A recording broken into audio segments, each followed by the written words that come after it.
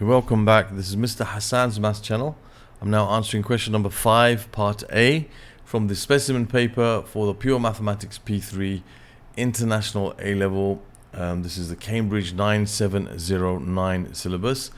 And here we're asked to show that when we differentiate x minus the inverse of tan of x, we're left with x squared over 1 plus x squared.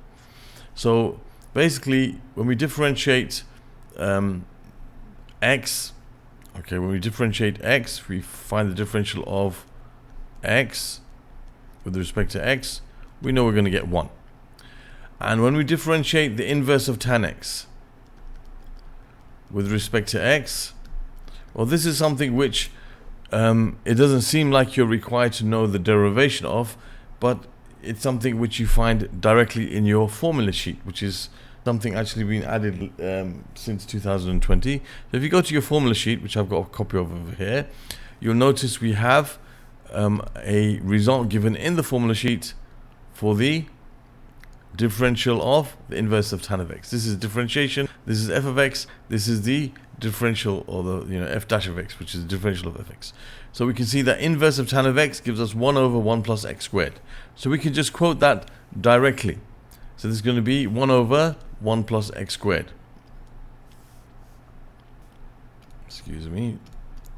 That's going to be 1 over 1 plus x squared. So that is the differential of inverse. That together, we end up with the differential of x minus the inverse of tan x with respect to x will be given, we'll end up with 1 minus 1 over 1 plus x squared. And then we have to show that it becomes this, so we have to combine this into one fraction. So we can add these fractions together. The common denominator here is 1 plus x squared. So this to become 1 over 1, this for the denominator to become 1 plus x squared, the numerator has to be multiplied by 1 plus x squared. And you got minus, and here you're going to multiply the numerator by 1, so you'll end up with a 1 here. Okay, because the 1 plus x squared is already there. So the 1's cancel out, you're left with x squared over 1 plus x squared. And that's as we have to show. And that's part A done. Now part B is to do with integration. So I'm going to put that in a separate video which deals with integration. But it's very much linked to what we've just done now.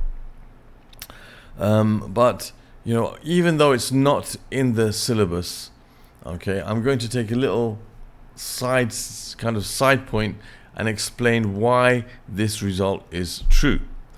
Okay, so I'll make some space over here. Y is, when we differentiate inverse of tan x, we get 1 plus x squared. So let's start with y equals inverse of tan x. So this is like a little kind of, let me do it in a different color. So it's, okay, so let's say y equals the inverse of tan x. Now this can be rewritten as x equals the tan of y. Okay, you can say, let's get rid of the inverse tan by taking the tan of both sides. So tan of y equals x. Okay, you can think of it like that. So x equals tan y. If x equals tan y, then inverse tan of x equals y. Okay, which is what this means. Now, we can't find dy dx directly here, but what we can find here is dx dy. Now, dx dy here is going to be the differential of tan y, which is secant squared y. Okay, and we know that, again, from one of the results, we can see the differential of tan x is secant squared x. So the differential of tan y would be secant squared y with respect to y. Okay, so now that's dx dy.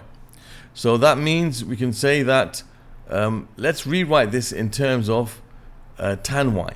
We know that we have a very important identity using secants and tans, and this is identity which is in your formula sheet anyway, but if you're not sure what it is, you can look in your formula sheet. Well, basically we know that the tan squared of theta plus 1 equals the secant squared of theta.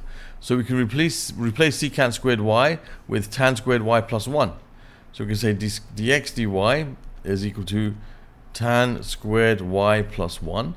And we know that the tan squared y is the same as saying tan of y all squared. And we also know that tan y is x. So we can rewrite this as dx dy is equal to, instead of tan squared y, we can write this as x squared. So you got dx dy is dx dy so far is x squared plus 1, which means dy dx is the reciprocal of x squared 1 plus 1, which is 1 over the x squared plus 1. So 1 over 1 plus x squared, same thing. You can say 1 over 1 plus x squared. Alright, so that's the reason why dy dx of, if you've got y equals the inverse tan of x, then dy dx is going to be 1 over x squared. Okay, so that's like the reasoning behind it, in case you wanted to know why it becomes that. Okay, and you can do the same thing for inverse of sine and inverse of cosine x, but this is not in the Cambridge specification. I think it's in the Edexcel specification, but not in the Cambridge one. Alright, so it's just a little side point. You don't really need to know this, but just for you to have the background if you wanted to know. That's the reason why. If y equals inverse tan of x, then dy dx equals 1 over 1 plus x squared. Okay, so there's the answer to 5a. As I said, 5b I'll do in a separate video because it's to do with integration, and I'll save it in a separate playlist. So I hope you understood, and I hope that you enjoyed the video. And if you would like to see other questions from this particular paper, you can find the playlist over here for this paper, the specimen paper. Other questions dealing with the differentiation in general I'll put over here, and differentiation of trig functions I'll put over here. You can subscribe to my channel by clicking on this link. Thank you for watching, and see you soon.